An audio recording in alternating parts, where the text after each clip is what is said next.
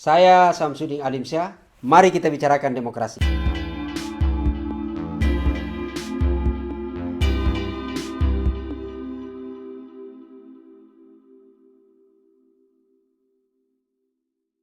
Assalamualaikum warahmatullahi wabarakatuh. Sobat sekalian, kita berjumpa lagi di channel Ustadz Demokrasi. Sehari pasca pemanggilan pengurus Badan Eksekutif Mahasiswa Universitas Indonesia yang dilakukan oleh pihak Rektorat Universitas Indonesia gitu ya, tepatnya pada hari Ahad tanggal 27 Juni 2021. Pemanggilan ini dilakukan berkaitan dengan cuitan gitu ya, yang diunggah oleh adik kita, tanda petik memberi label kepada Presiden Joko Widodo sebagai the King of Lip Service. Itu kemudian ibaratnya menjadi bola salju yang kini terus menggelinding. Dukungan simpati kepada adik-adik kita tidak bisa dibantah, kini terus bergulir. Dukungan itu baik datang dari internal kampus sendiri, juga dari berbagai kampus Badan Eksekutif gitu ya, bahkan ada dari Malang, dari Makassar, dari mana, itu kemudian terus bergerak. Bukan hanya dukungan dari organisasi intrakampus, termasuk ekstrakampus. Bahkan dari HMI sudah mencoba mendeklirkan gerakan revolusi. Walau apa yang dimaksud gerakan revolusi itu. Tapi faktanya dukungan simpati itu kemudian tidak bisa dibendung lagi, terus bergulir. Selain dari organisasi mahasiswa, juga dari beberapa tokoh yang kita anggap selama ini adalah memiliki sikap kritis terhadap kebijakan pemerintah juga mulai berdatangan. Salah satu misalnya adalah dari ekonom kita Faisal Basri, justru menyatakan bahwa apa yang dilakukan oleh Badan Eksekutif Mahasiswa UI sebenarnya adalah memang yang seharusnya dilakukan gitu ya. Hal yang sama juga di channel yang kita bahas kemarin, itu dilakukan seperti dukungan datang dari Wakil Ketua Umum Syarikat Islam. Sobat sekalian, di saat bersamaan ketika dukungan kepada mahasiswa, kepada teman-teman adik kita Badan Eksekutif Mahasiswa UI, justru pada saat yang bersamaan ada yang berbanding tidak lurus. Rasa tidak simpati justru diperlihatkan publik kepada Ade Armando. Ade Armando adalah sesungguhnya seorang dosen pakar komunikasi di UI. Tapi berkat karena cuitannya yang dianggap tanda petik meragukan kredibilitas Universitas UI dalam melakukan rekrutmen mahasiswa, itu kemudian menjadi sorotan tajam bagi publik, terutama alumni UI sendiri. Di mana dalam cuitan justru Ade Armando menyerang kepada Badan Eksekutif Mahasiswa UI yang sekali lagi memposting atau mengunggah gitu ya, flyer yang menyatakan bahwa yang memberi label kepada Jokowi sebagai the King of Lip Service. Di mana dalam cuitan Ade Armando itu seolah mempertanyakan gitu ya, proses lolosnya Ketua BEM UI masuk di UI. Bahkan secara vulgar menyatakan meskipun ini bukan vonis gitu ya, tapi mempertanyakan bahwa jangan-jangan pintu masuknya adalah tidak melalui prosedur alias nyogok.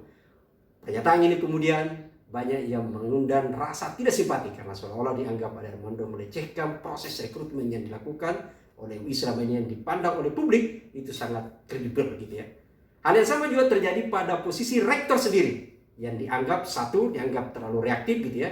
Yang kedua, karena memang justru yang disorot adalah presiden, tapi kemudian yang dianggap kupi merah adalah justru kepada Pak Rektor, yaitu Prof. Ari gitu ya. Ini kemudian disorot. Yang lain juga karena di saat bersamaan ketika peristiwa ini justru ditemukan ada pelanggaran yang diduga melakukan pelanggaran oleh rektor, yaitu adalah rangkap jabatan yang dalam statuta UI, khususnya dalam PP 68 tahun 2013 pasal 35 ayat C itu tidak dibolehkan gitu ya. Di mana rangkap jabatannya, yaitu adalah merangkap sebagai wakil komisaris utama di Bank Republik Indonesia. Itu yang terjadi. Jadi ada kontraproduktif di antara dua, yaitu adalah untuk sorotan kepada Pak Ade dengan kepada Pak Rektor. Tapi dukungan kepada adik-adik mahasiswa terus bergulir.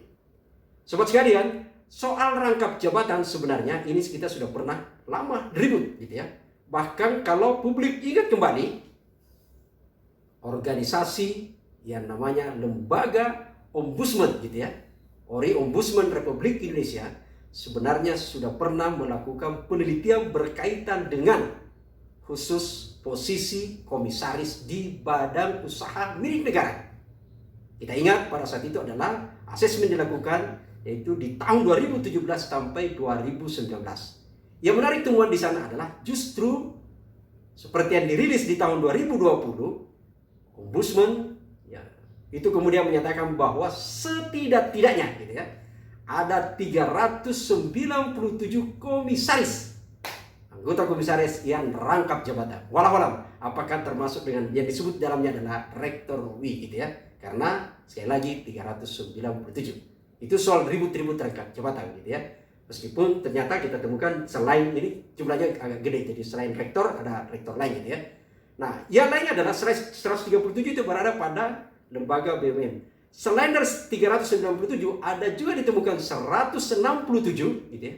167 itu justru juga rangkap jabatan di anak perusahaannya BUMN. Jadi sepertinya karena di atas rangkap ya turunan akan turun kepada anak-anaknya juga rangkap jabatan gitu ya. Itu yang terjadi ditemukan oleh Ombudsman sebagai sebuah lembaga negara yang berkompeten untuk melakukan analisa terhadap pelayanan publik termasuk kepada maladministrasi. Dan temuan ini ternyata selain kuantiti juga menemukan pada proses profiling menemukan bahwa ada justru 138 anggota komisaris yang ditempatkan di BUMN ini atau 49% itu tidak berkompeten. Walau yang mana? Jangan-jangan ini yang justru yang masuk adalah hasil tim sukses gitu ya. Nanti kita lihat gitu. Di luar itu adalah ada 281 komisaris gitu ya. Ditemukan justru memang yang bersangkutan masih aktif. Sayangnya kita tidak bisa mengakses nama-nama siapa dari 281 yang disebut masih aktif itu. Nanti coba kita akan akses, coba minta nanti di Ombudsman gitu ya. Yang lain adalah selain dari tadi ada 138 yang tidak berkompeten, ada 281 masih rangkap jabatan aktif di institusinya gitu ya. Ada 91 yang memang konflik interest. Itu yang terjadi soal ribut-ribut yang namanya rangkap jabatan. Jadi bukan hanya Prof. Arief sebenarnya yang rangkap jabatan. Sekali lagi ada 397 di BUMN, lalu kemudian ada 197 di anak perusahaan BUMN gitu ya. Nah itu betul. Begitu ribut ditemukan Pak Arief merangkap gitu ya, Prof. Arief merangkap jabatan, juga pada saat bersamaan justru Rektor Unhas pun juga baru saja dilantik gitu ya. Baru saja diangkat. Walau apa akan terjadi di sana, justru juga masuk komisaris PT Vale atau dulu yang kita kenal Inco di Sulawesi Selatan, sebuah perusahaan tambang internasional gitu. Itu yang terjadi. Jadi ada banyak sebenarnya peristiwa-peristiwa yang kita lihat sampai kemudian ada orang yang mempersepsikan jangan-jangan tidurnya sebenarnya mahasiswa selama ini karena kooptasi oleh birokrasi kampus, di mana para rektor justru lebih dekat pada kekuasaan. Kemerdekaan kampus mulai dipertanyakan. Sobat sekalian, kita kembali kepada soal rangkap jabatan rektor. Yang kita sebutkan tadi ada dua, yaitu adalah rektor UI dan rektor Universitas Hasanuddin. Mudah-mudahan direktur kampus-kampus lain tidak melakukan yang sama. Atau jangan-jangan karena kita belum berhasil menemukan. Tapi sekali lagi kita berharap semoga ini tidak terjadi. Karena kalau itu kemudian terjadi, bisa saja orang akan menyatakan bahwa jabatan rektor adalah loncatan untuk mencapai posisi komisaris di BUMN. Seperti posisi tim sukses dalam pilkada, tim sukses dalam pilpres, loncatan untuk masuk sebagai jabatan komisaris. Sobat sekalian, coba kita ulis dalam posisi rektor UI. Di mana sebenarnya adalah yang kita sebut bahwa yang bersangkutan banyak disorot karena diduga melakukan rangkap jabatan gitu ya. Diduga yang bersangkutan melanggar statuta UI, yaitu yang diatur dalam PP nomor 68 tahun 2013 khususnya pasal 35 ayat C itu yang dinyatakan bahwa ada larangan rangkap jabatan di sana khususnya dalam badan usaha milik negara termasuk usaha swasta gitu ya. Itu kita lihat. Sobat sekalian, di mana posisinya Pak Prof. Arief gitu ya. Kalau kita berdasarkan data yang kita ambil ini ada saya coba catat gitu ya. Prof. Arief ini ternyata selain sebagai rektor yang terpilih adalah pada tahun 2019 gitu ya. Itu kemudian ternyata yang bersangkutan beliau adalah sekarang ini seperti yang kita baca berada di media adalah aktif sebagai wakil komisaris utama di BRI, yang sebelumnya juga adalah komisaris utama di BNI, Bank Negara Indonesia. Nah, sekalian Pak Ari ini sebenarnya adalah tercatat di sana itu terpilih berdasarkan RUPS, Rapat Umum Pemegang Saham, yaitu di BRI pada tanggal 18 Februari tahun 2020, tepatnya di hari Selasa. Jadi dari sana. Pak Ari sendiri sebenarnya terangkat atau terpilih sebagai rektor di UI itu adalah untuk periode 2019-2024. Hasilnya adalah ketika berhasil mengalahkan pesaing-pesaingnya sampai 2 putaran gitu ya. Dan kemudian oleh Majelis Wali Amanah diangkat pada tanggal 25, jadi nanti gitu ya, 25 September 2019 gitu ya. Jadi pada saat itu bersaing ada Prof. Haris dan kemudian ada Prof. Eko gitu ya. Ini yang kita lihat. Nah, sebenarnya sebelumnya Prof. Haris adalah dekan di Fakultas Ekonomi, di mana fakultasnya adalah ketua BM sekarang. Jadi sebenarnya agak dekat gitu ya. Ini kita lihat.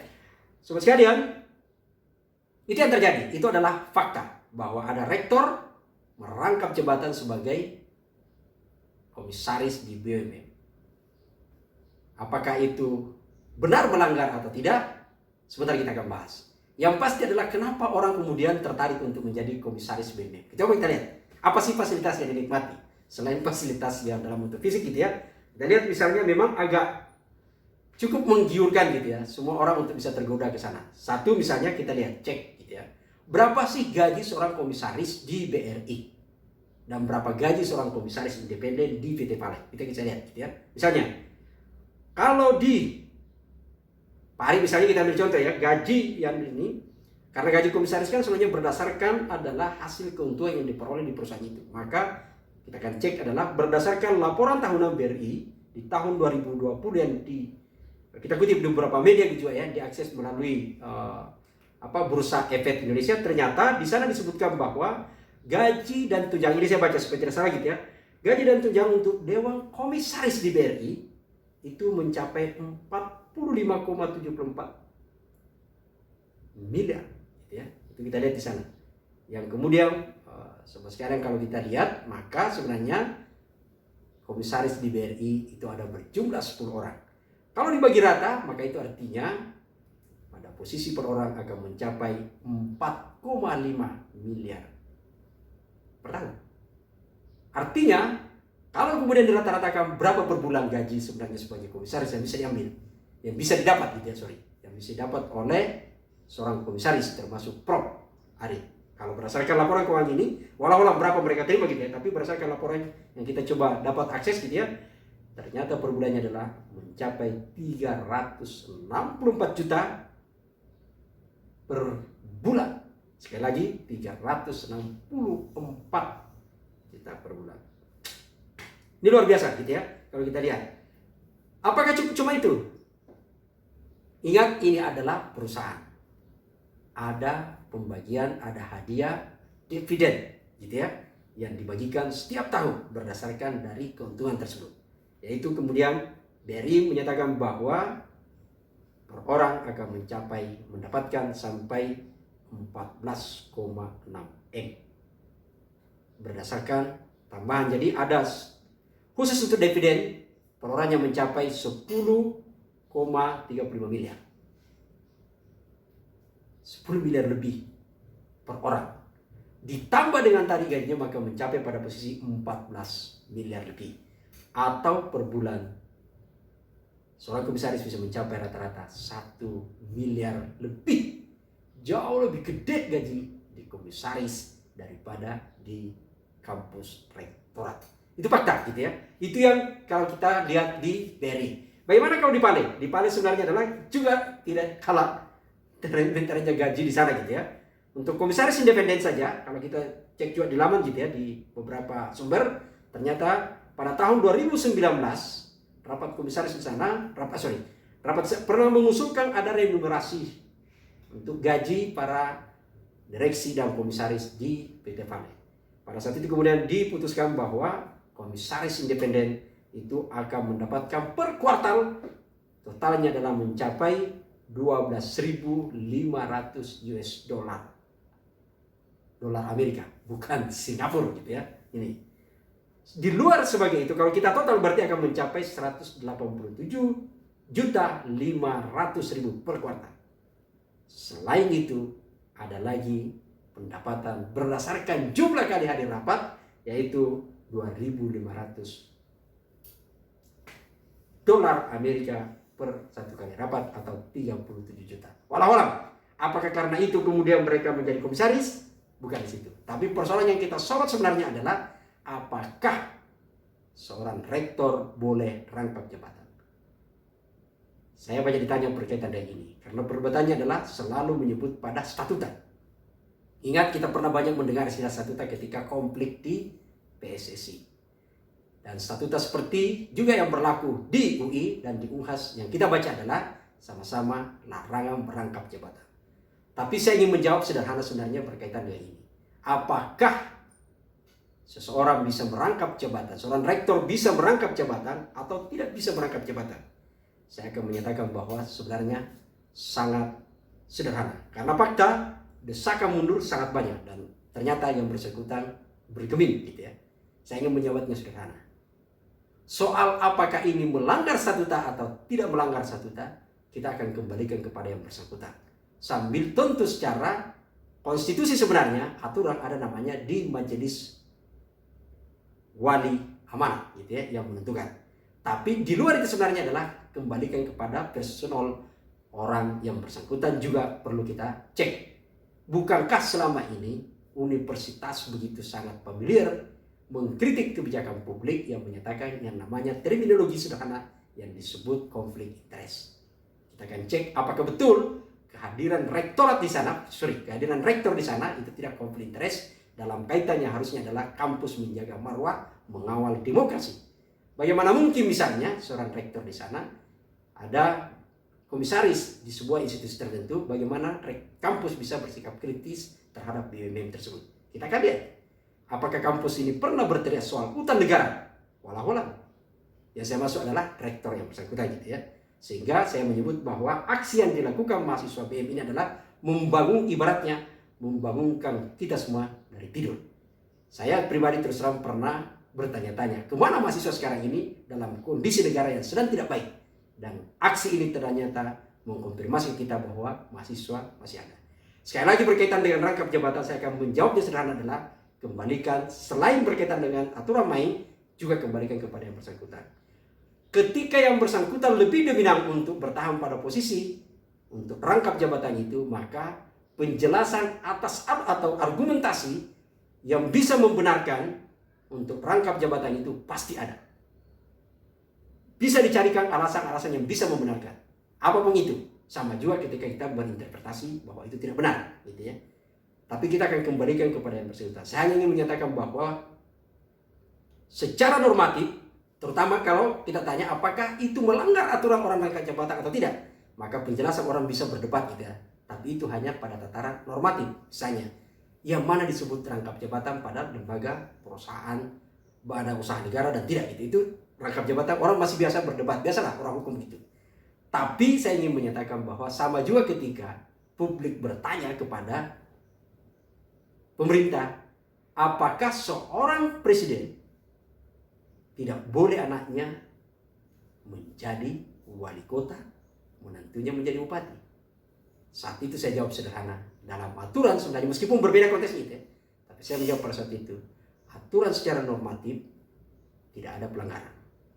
Tapi saya mengutip pernyataan teman saya, Pak Ray Rangkuti, menyatakan bahwa inilah terjemahan sebenarnya dalam standar moral, etika gitu ya, dalam pemerintahan, standar masuk dalam kategori minimalis. Saya tidak menyebut bahwa posisi kasus soal anak presiden menjadi bupati atau wali kota atau menantunya menjadi wali kota juga gitu ya, itu adalah sama dengan posisinya rangkap jabatan di BUMN. Tapi sekali lagi konteksnya adalah kembalikan kepada, saya ingin menyatakan bahwa selain prosesnya berada pada pihak yang berwenang untuk mengkaji, lalu kemudian untuk menguji apakah yang bersangkutan harus diberhentikan atau tidak, tapi pada yang lebih tepatnya juga adalah yang bersangkutan baiknya diminta untuk memikirkan diri berhadapan dengannya. Apakah wajar yang bersangkutan merangkap jabatan atau tidak sesuai dengan standar yang mereka miliki. Seperti juga standar ketika mereka berceramah di luar. Kita tunggu saja apa yang mereka akan lakukan. Yang jelas, aksi mahasiswa BEM UI tidak boleh berhenti hanya karena sudah dipanggil oleh rektorat. Karena yang dilakukan adalah setidaknya mewakili suara publik. Kita tidak boleh menyatakan bahwa siapa yang membawa aspirasi itu. Tapi yang harus kita suarakan adalah, yang harus kita terjemahkan bahwa apa suara yang dibawa. Kalau itu berkaitan dengan substansi kebijakan publik, kepentingan publik, maka semua harus mendukungnya. Siapapun itu, dari manapun itu. Tapi ketika itu dibawa adalah kepentingan pribadi, siapapun juga, maka kita harus tentu lawan. Dan apa yang dilakukan oleh baik teman-teman ada di TMUI adalah, ini adalah sesuatu yang harus kita hargai dan harus kita support terus.